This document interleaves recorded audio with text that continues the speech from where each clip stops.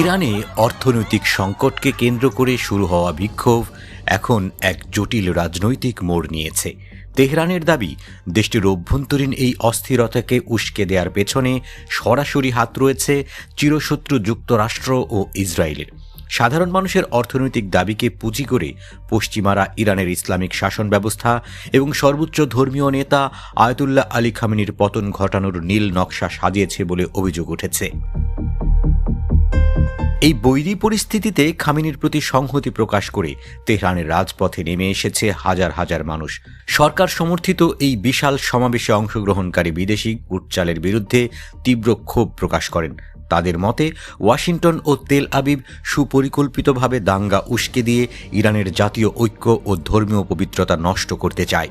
যুক্তরাষ্ট্র ও ইসরায়েলকে সতর্ক করে খামেনির সমর্থকরা স্পষ্ট জানিয়েছেন যে তারাও ইরানের অর্থনৈতিক সংস্কার চায় ঠিকই, কিন্তু কোনোভাবেই বিদেশি হস্তক্ষেপ বা শাসন ব্যবস্থার পতন মেনে নেবে না।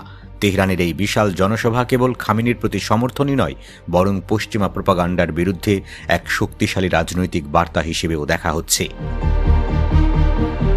সমাবেশে অংশগ্রহণকারীরা ইরানের কর্মকর্তাদের প্রতি আহ্বান জানান তারা যেন দ্রুত জনগণের জীবনযাত্রার মান উন্নয়ন করেন, সেই সঙ্গে ধসে পড়া অর্থনৈতিক দুর্নীতির বিরুদ্ধে কঠোর পদক্ষেপ নেন। সমাবেশকারীদের মতে ইরানের চিরশত্রু অপরাধের মূল হোতা যুক্তরাষ্ট্র এবং শিশু হত্যাকারী ইসরায়েল তাদের ভাড়াটে গুন্ডাদের ব্যবহার করে বিক্ষোভের নামে ইরানের সাধারণ মানুষের সম্পদ ধ্বংস করেছে।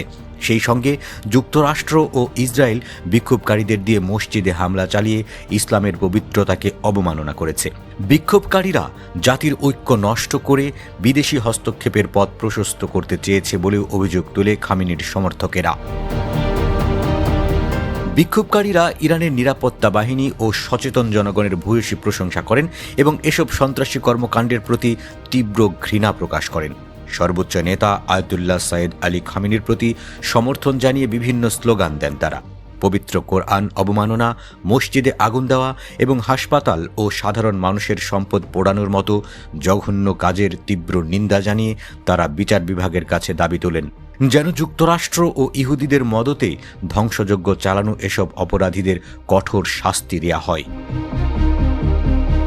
এদিকে বিক্ষোভ দমনে কঠোর হলে ইরানে হামলা চালানোর হুঁশিয়ারি দিয়েছেন মার্কিন প্রেসিডেন্ট ডোনাল্ড ট্রাম্প। এছাড়া খামেনির শীঘ্রই পতন হবে বলে মন্তব্য করেছেন ইসরায়েলের প্রধানমন্ত্রী বেনিয়ামিন নেতানিয়াহু। এই দুই শত্রু দেশের সরকার প্রধানের কড়া সমালোচনা করেছেন খামেনির সমর্থনে রাস্তায় নেমে আসা ইরানের সাধারণ মানুষ। ইরানের অভ্যন্তরীণ বিষয়ে যে কোনো বিদেশি হস্তক্ষেপ, বিশেষ করে মার্কিন প্রেসিডেন্ট এবং ইউরোপীয় দেশগুলোর দেওয়া উস্কানি সহ্য করা হবে না বলেও সতর্ক করেন তারা।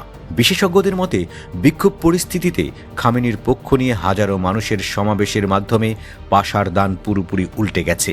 বিক্ষোভকে উস্কে দিয়ে খামেনি পতনের যে ছক কষা হয়েছিল, যুক্তরাষ্ট্র ও ইসরায়েলের সেই চক্রান্তও ভেস্তে যেতে বসেছে বলেও মনে করছেন তারা।